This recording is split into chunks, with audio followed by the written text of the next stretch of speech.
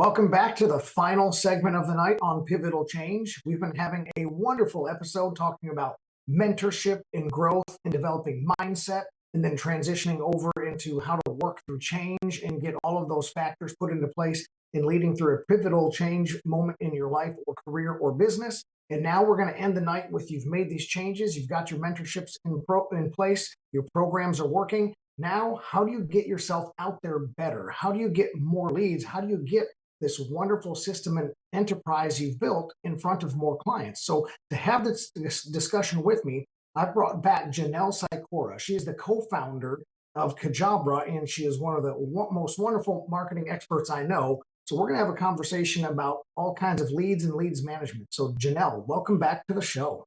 Thank you, Ryan. I'm so excited to be here. Looking Well, forward to good. this conversation. I'm looking forward to it as well because you are the expert. So I'm going to let you largely take the reins. I know you've written some articles on this. You have a lot of content out there, and we've got about 10 minutes or so to get this. But about getting more leads, I want to know how serious of a relationship is it when you ask somebody to partner up with you in services, and you're going out there and you're asking for them or getting this lead going from the.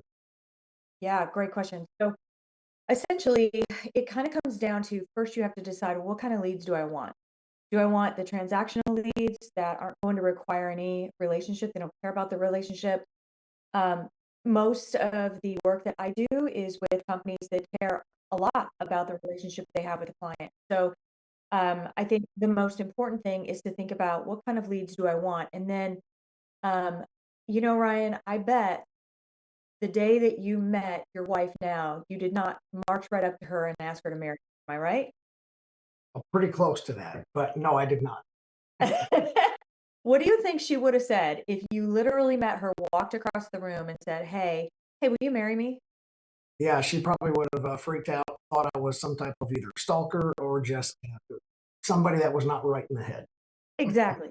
Well, that is the same exact thing that happens when a business owner jumps the gun. And it's like asking someone to marry you without building up that relationship of trust and respect. People buy from people that they know and that they trust and that they respect. Know, like, and trust, essentially.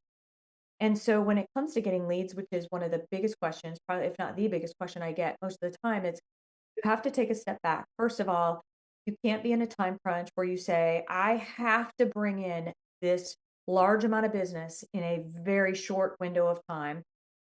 You're not going to get good quality business that way. If you want good quality business, the first thing that you have to do is sit down and identify who your ideal client is. And I know that seems like, oh, I don't have time to do this. I already know who I'm selling to. It's so important to go through that exercise of who is my ideal client? What are their problems that they're trying to solve? W- What is it? Get really deep inside their psyche and understand what do they want? What does success look like to them? What are their problems? What's at stake if they don't do business with you? And really map out that messaging playbook around how you're going to present your product or your service to that client. That's the first thing that you have to do before you even think about getting. I like that a lot. And I like developing the relationship. And I think that applies, we're in an advisory based accounting firm for one of the companies, and we're going to have a relationship. We need to develop it and continue to nurture that relationship. Some people are in some more transactional businesses, but they still need to brand themselves, have people trust the brand, trust the product, testimonials, and things like that. So even if it's somebody you're never going to meet or talk to, there's still an opportunity to court the relationship, say. 100%, 100%. And what I always tell people is once you've identified your client, then Mm-hmm. you need to do a few other things. So then the next step would be you need a good CRM. Now, Yeah. some people think of a CRM in different ways. There are a lot of professional businesses, accounting firms, as an example, that have say, a practice management system. That isn't necessarily a CRM. A CRM is something that you need in place in order to capture, nurture, and close leads. So you can have a system in place for managing a client, but you need a system in place for capturing those clients and working them through your funnel to the end. That's one thing. The other thing that you have to think about is your sales system and your marketing system. And they're two very different things. That's what I've spent my entire career doing. And sales is more you're going outbound. You're going out and getting the business and bringing it in, right? Marketing is sort of a cross between art and science. What you're trying to do there is build up your trust capital, if you will, in order to drive leads into you. It's just a longer play. And you've got to have both systems in place, though, separately, tied together through a CRM. And the other thing that I tell people is the importance of having a multi-pronged strategy. So, for Mhm. instance, marketing, as an example, you might have a couple of different channels that you're working through. I work with a firm that decided they just want to go all in on Facebook, literally Facebook. It's their niche. They go on, they post multiple times a day on Facebook. They do videos on Facebook. And then they've got some really good lead generators. And those lead generators, which are ebooks, guides, those types of things, when people download those, they're immediately getting a series of emails, texts, those types of so working multiple channels to be able to move leads through your funnel is important. But the other thing is if you're in a type of business where you are a professional and an expert, you can't underestimate the power of content. And one of the biggest mistakes that I see professional firms make is, well, we tried this. We did it for, say, 6 months, sort of sporadically or intermittently. It didn't work. A good content marketing strategy will take anywhere from 8 to 24 months to be able to yield results. But once you build Gotcha. that engine, it just keeps rolling. That's wonderful. So when people want to scale their bandwidth, they need to be patient. There's no magic easy button for I need lots of or not content, but I need lots of customers right now, because then you're going to plague yourself with the not right profile of client. And Yeah. then the other thing is there's an avenue of patience and development. There's a quote that I heard from a highly successful person that says the problem with today's society is the addiction to social media. The problem is that they are addicted to consuming social media when they should be addicted to producing content in social media in order to further themselves and further their brand. And I feel like you're pushing that message here that we are in Yes. a content creation phase of the economy. And if you're not in that with people like you, you're falling behind. 100%. Social media is critical. Video is so, so important because if you let people see you and hear you and experience what you're like, and they're engaging in a relationship with you, even if you don't know it. And they need to be able to see how you speak, what you say to begin Yeah. to be able to trust you. So you need to be creating content, but not just video content. Written content is very important. Blog content, because what that does is A, it showcases your expertise, but B, if you write it correctly, the other thing that it does is it can help with SEO optimization of your website if you're really focused on optimizing certain keywords.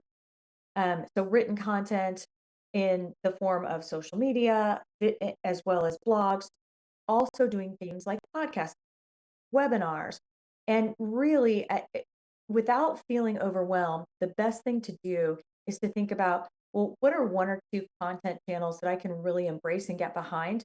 And then put together a simple Excel spreadsheet or Google sheet and map out what I like to call an editorial calendar for, okay, what can I handle from a cadence perspective? How often do I want to post? How often do I want to create content?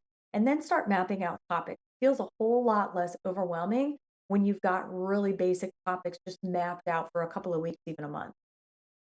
Gotcha. And I'm really glad you entered into that last point right there, because it all sounds very overwhelming. As I've got a full time job producing widgets or providing a service or creating and manufacturing something.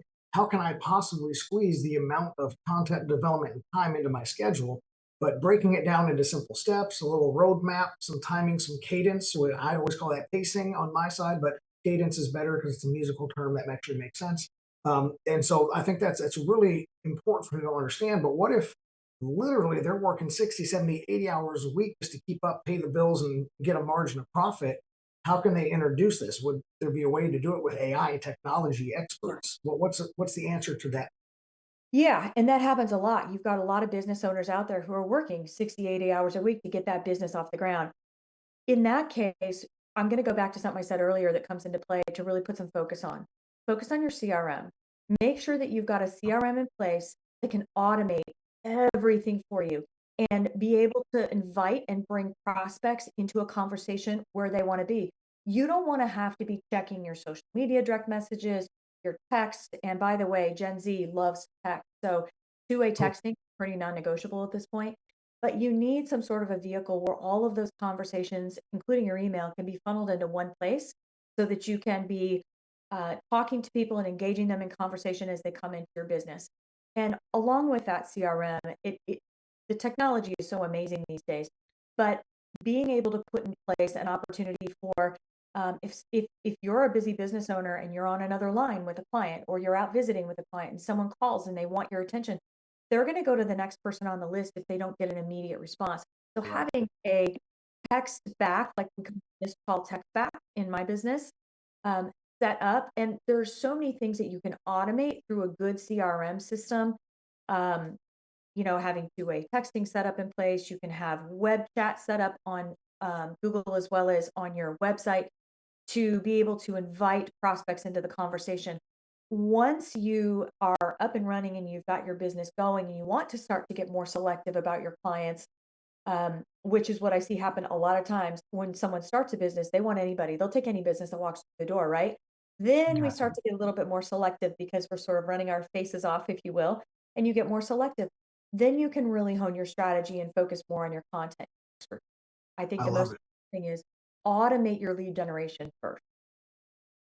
So that is a great place for us to leave as a big nugget, a homework assignment is for our clients to sit here and say, hey, you need to make the selection process happen. You need to put this first step in place and you need to research a CRM if you're not already using one. So, Janelle, if people want to go to step 2 and 3 with you specifically, how can they get a hold of Janelle and Kajabra? Where do we find you? Yeah. So you can go to our website, which is www.kajabra.com. It's Cajabra. And up in the top right corner, there's a button that you can click and schedule some time directly with me just for a quick strategy session. There's no pressure, no obligation, anything like that. But you can connect with me there. You can find me on LinkedIn as well, just Janelle Sykora. But yeah, I love doing those strategy sessions. They give me energy. It's just a lot of fun to meet new people and help them out in some way. I love it. Janelle, thank you so much for coming on the show tonight. You've got a lot of insight, and our people have now taken notes on where to start.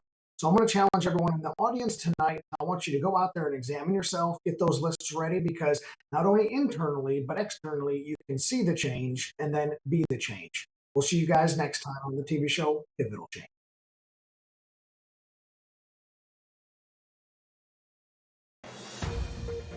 This has been a Now Media Networks feature presentation. All rights reserved.